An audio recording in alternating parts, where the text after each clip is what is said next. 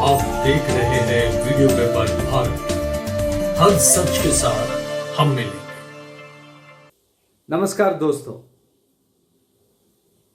भाजपा के लिए दिक्कतें और बढ़ रहा है कर्नाटक में, क्योंकि सारी पार्टी जो है कांग्रेस और आम आदमी पार्टी, कर्नाटका सर्वोदय पक्षा, केआरपीपी, आम आदमी पार्टी, हर पार्टी अपना जो कैंडिडेट का नाम डिक्लेयर किया और कॉन्स्टिट्यूंसी डिक्लेयर करके एक 50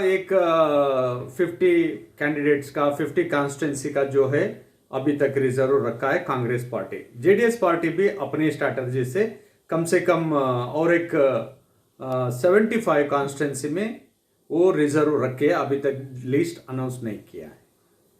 लेकिन भाजपा के लिए पहला लिस्ट अनाउंस करने के लिए अभी तक दिक्कतें रोज ब रोज बढ़ती जा रही।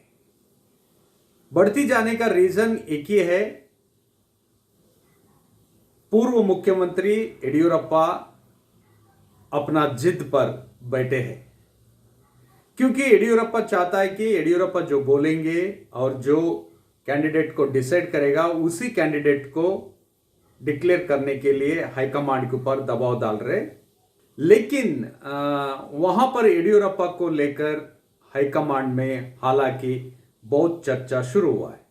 लगातार 3 दिन से दिल्ली हाईकमांड में इसी कैंडिडेट को लेकर अपना लिस्ट बसवराज बोम्माई और नलिन कुमार कटीलू एंड येडियुरप्पा जी और आरएसएस के नेता बीएल संतोष जी भी अपने एक कैंडिडेट का सारी लिस्ट लेकर राष्ट्रीय अध्यक्ष जेपी नड्डा के पास कल कोर कमेटी मीटिंग चल रहा था। लगातार मीटिंग सुबह से हुआ है, हर मीडिया में ब्रेकिंग न्यूज़, अब अनाउंस होगा, शाम को अनाउंस होगा, सुबह होगा, इस तरह के बातें चलती रहा है।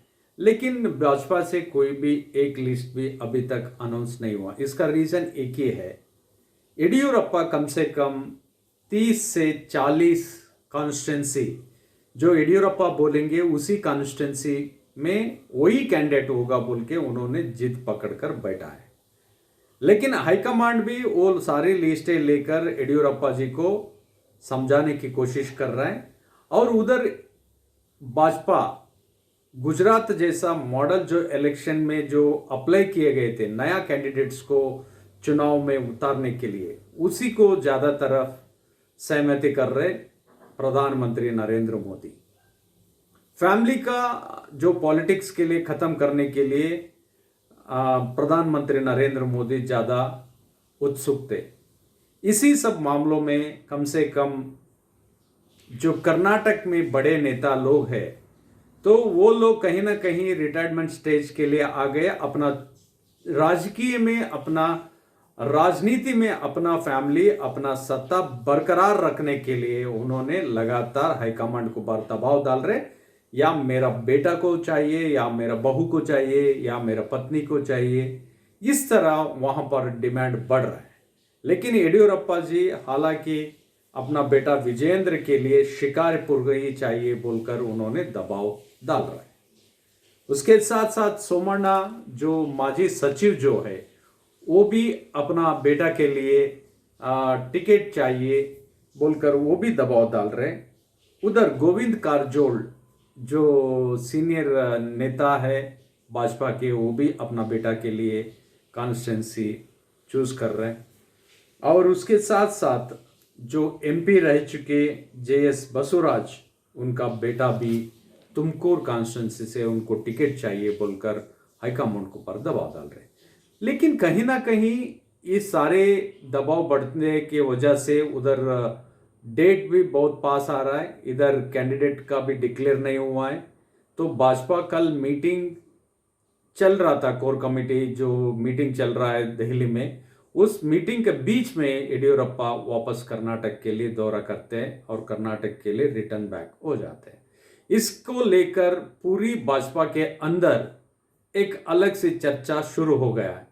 येडियुरप्पा को हाईकमांड दूर रखकर टिकट अनाउंस कर रहा है, या येडियुरप्पा उन सब चीज़ों से नाराज है, या येडियुरप्पा का बात हाईकमांड नहीं मान रहा है, इसीलिए येडियुरप्पा को लेकर हाईकमांड ज़्यादा सीरियस नहीं ले रहा है, येडियुरप्पा जो बोल रहे हैं वो कैंडिडेट को टिकट मिलेगा या नहीं मिलेगा, इस तरह बातें जो भाजपा के अंदर कहीं ना कहीं बाहर आ रहा है।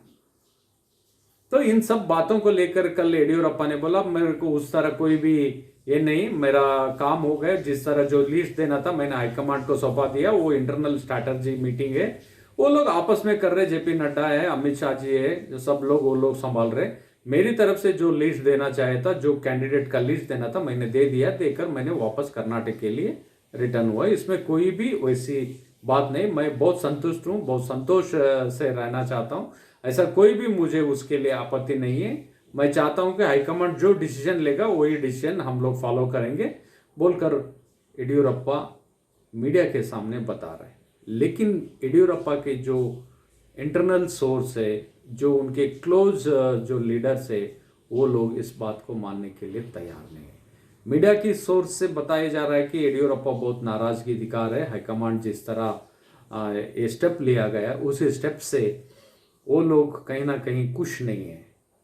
तो इस तरह बातें होने के अगर इस तरह बातें अगर आगे बढ़ती रहेगी तो भाजपा के लिए कहीं ना कहीं येडियुरप्पा रूठ जाना, येडियुरप्पा को मनाने के लिए हाईकमांड को फिर से सर्कस करना पड़ेगा।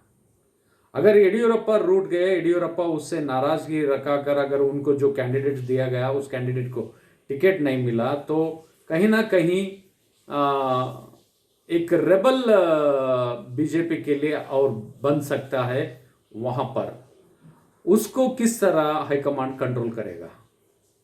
लेकिन येडियुरप्पा को लेकर इस तरह बीच मीटिंग से उठकर वो कर्नाटक वापस आना बहुत चर्चा करने की बात अभी मीडिया में शुरू हो गया है। क्यों येडियुरप्पा को हाईकमांड इस तरह कर रहा है? अगर येडियुरप्पा को दूर रखकर हाईकमांड इस बार कोई भी गलती किया तो भाजपा के लिए बहुत बड़ी दिक्कतें बन सकती है। इसी सब का फायदा उठाकर कांग्रेस और जेडीएस लगातार अपने एरिया में बहुत स्ट्रांग कैंडिडेट को मजबूत बना रहे हैं और येडियुरप्पा के बारे में सॉफ्ट कॉर्नर्स दिखा रहे हैं। उसके साथ साथ जो वहां पर कल बसवराज बोम्माई ने भी बताया, जिस मिनिस्टर के ऊपर या जिस एमएलए के ऊपर जो अलिगेशंस है उन सब लोगों को थोड़ा बहुत हम लोग इस बार टिकट देने का मुश्किल लग रहा है, इस तरह उन्होंने हिंट दिया है। इसके साथ साथ जो नॉर्थ कर्नाटक के बेलगाम एरिया में जो बहुत स्ट्रांग लीडर थे लक्ष्मण सवदी, हालांकि उनको विधानसभा में ब्लू फिल्म देने के ऊपर देखने के ऊपर उनके जो एमएलए सीट को लास्ट टाइम भाजपा ने नहीं दिया था, उसके साथ महेश कुमटಳ್ಳಿ को जो लोटस ऑपरेशन होने के बाद वो कांग्रेस छोड़कर भाजपा के लिए ज्वाइन हुए तो उनको उस कॉन्स्टिट्यूंसी में टिकट देकर उनको जिताए थे लक्ष्मण सवदी। लक्ष्मण सवदी को एमएलसी बनाया गया है, लेकिन इस बार एमएलसी छोड़कर भी वो एमएलए सीट के लिए बहुत उत्सुक थे। हालांकि वो लास्ट 3-4 महीने से वो लगातार कॉन्स्टिट्यूंसी में कहीं पे भी काम नहीं कर रहे, तो वो कहीं ना कहीं से मिल रहा है कि वो भी कांग्रेस की तरफ मुंह मोड़कर कांग्रेस को ज्वाइन होने का चांसेस है। ये सब बातें देखते गए तो येडियुरप्पा का नाराजगी हाईकमांड के लिए बहुत बड़ा दिक्कतें बन सकता है क्या? अगर येडियुरप्पा का नाराजगी हुआ तो हाईकमांड उसको किस तरह संभालेगा? लेकिन येडियुरप्पा अगर जो चाहते हैं कि 30 या 40 सीट्स जो येडियुरप्पा जो बोलेंगे उसी को अगर टिकट दिया गया तो येडियुरप्पा पूरी रिस्पॉन्सिबिलिटी लेने के लिए तैयार है बोल के मीडिया में लगातार खबरें छप रहा है। लेकिन इस बात को भाजपा के जो बड़े नेता लोग उसको ना स्वीकार कर रहे। उस तरह कोई भी बात नहीं है, हम लोग येडियुरप्पा को आगे लेकर आगे बढ़ेंगे चुनाव में। येडियुरप्पा का नाराजगी भाजपा के लिए बड़ी दिक्कतें खड़ी करने का पूरी माहौल कर्नाटक में बन गया है। अगर कहीं एक सीट भी अगर कहीं उधर इधर हो गया, अगर येडियुरप्पा का चुनाव प्रचार से या येडियुरप्पा हर चीज से अगर अपना डिस्टेंस मेंटेन करेंगे कर्नाटक में बोले तो भाजपा के लिए और दिक्कतें बढ़ेंगे। कांग्रेस अपनी रास्ता क्लियर कर कर आगे चलेगा। क्यों येडियुरप्पा इस तरह अपने जिद पे बैठे, उसका रीजन क्या हो सकता है? तो बहुत सारे रीजन्स है उसके लिए। येडियुरप्पा हमेशा कर्नाटक में, येडियुरप्पा बोले तो बीजेपी, बीजेपी बोले तो येडियुरप्पा, उस तरह उन्होंने कर्नाटक में भाजपा को एक लंबी समय से कर्नाटक में जीवित रखा। कोई नेता है बोले तो वो है येडियुरप्पा। येडियुरप्पा को लास्ट टाइम जो उनका एज फैक्टर बताकर उनको मुख्यमंत्री पदवी को उन्होंने रिजाइन करना पड़ा हाईकमांड बोलने के पर, उनका एज फैक्टर को लेके कहीं ना कहीं उस बात को लेकर येडियुरप्पा के मन के अंदर बहुत स्ट्रॉन्ग एक पेन रह चुका है।